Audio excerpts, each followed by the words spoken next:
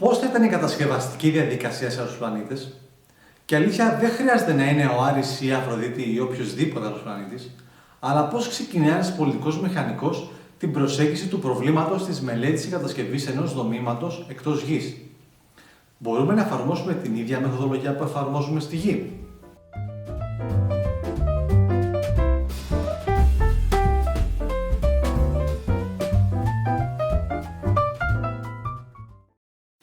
Ένα εγχείρημα κατασκευής σε άλλο πλανήτη είναι μια εξίσωση η οποία περιέχει μεταβλητές όπως η τοπογραφία, η εδαφική στρωματογραφία, τα είδη και τα χαρακτηριστικά των εδαφών, οι καιρικές συνθήκες, τα δυναμικά χαρακτηριστικά του πλανήτη, η χημική του σύνθεση, καθώς και τα φυσικά και μηχανικά του χαρακτηριστικά.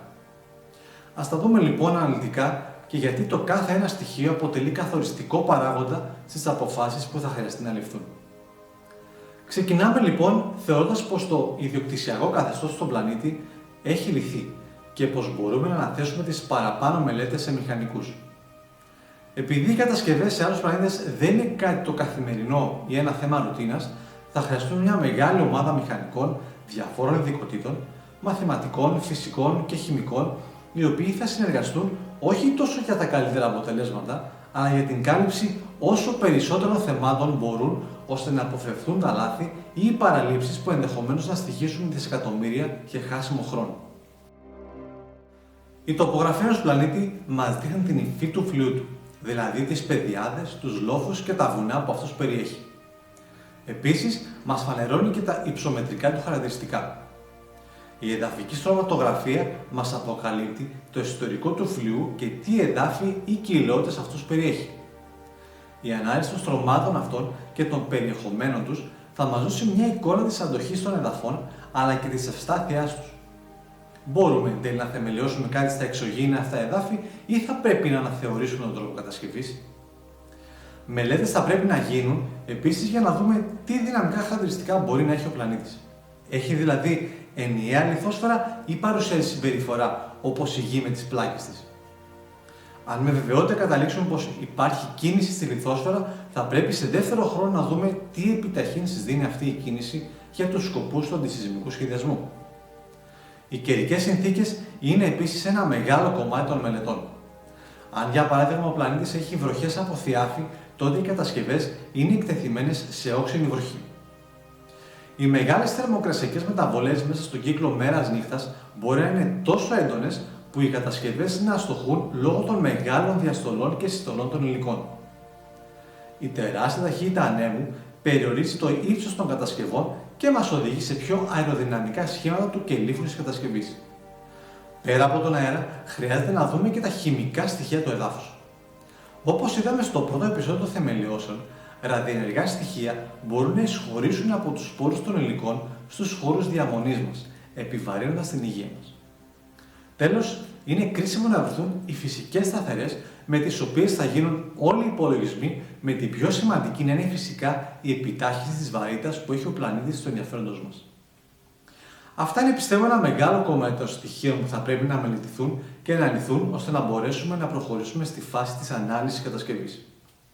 Φυσικά, δεν θα πρέπει να ξεχνάμε πως οι μηχανικοί και η ομάδα τους θα πρέπει να βρουν τρόπους να διεξάγουν όλα αυτά τα πειράματα και πως μια τέτοια διαδικασία θα χρειαστεί αρκετά χρόνια για τη συλλογή των δεδομένων. Το δεύτερο σκέλος της εφαρμογής της επιστήμης του πολιτικού μηχανικού σε άλλους πλανήτες αφορά την κατασκευή. Στη Γη βλέπουμε φαγάνες, μπουλντόζες, διαβολάκια, φορτηγά με υλικά, βαρέλες με σκυρόδεμα, ανεβατόρια, γερανούς και άλλα πολλά μέσα με τα οποία διευκολύνουμε τη μεταφορά των υλικών και την κατασκευή των δομημάτων μας. Αυτά δεν μπορούν με την παρούσα τεχνολογία να μεταφερθούν σε διαστημικούς προορισμούς. Ένα τέτοιο εγχείρημα είναι και πιστεύω θα είναι και στο μέλλον οικονομικά και χρονικά σύμφωνο. Όλες οι απόψεις λοιπόν συγκλίνουν στην τοποθέτηση ρομπότ στα διαστημόπλια και την χρήση τους για την τρισδιάστατη εκτύπωση των κατασκευών με την ταυτόχρονη δημιουργία εξωτικών αρχιτεκτονικών προτάσεων για την όσο το δυνατόν λιγότερη χρήση υλικών.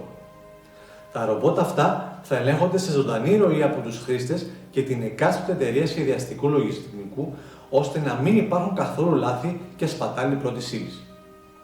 Η πρώτη ύλη για τα εκτυπωτικά θα προέρχεται από τον ίδιο τον πλανήτη, για τη θωράκιση της κατασκευής από τα τοπικά φαινόμενα.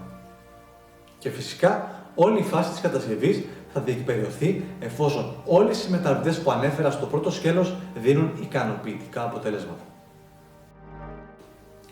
Σίγουρα, η επιστήμη έχει φτάσει σε επίπεδο που μπορούμε πλέον να νιώθουμε πως κάτι τέτοιο είναι εφικτό και περισσότερο θέμα χρόνου και πόρων και όχι τεχνολογίας ή τεχνογνωσίας.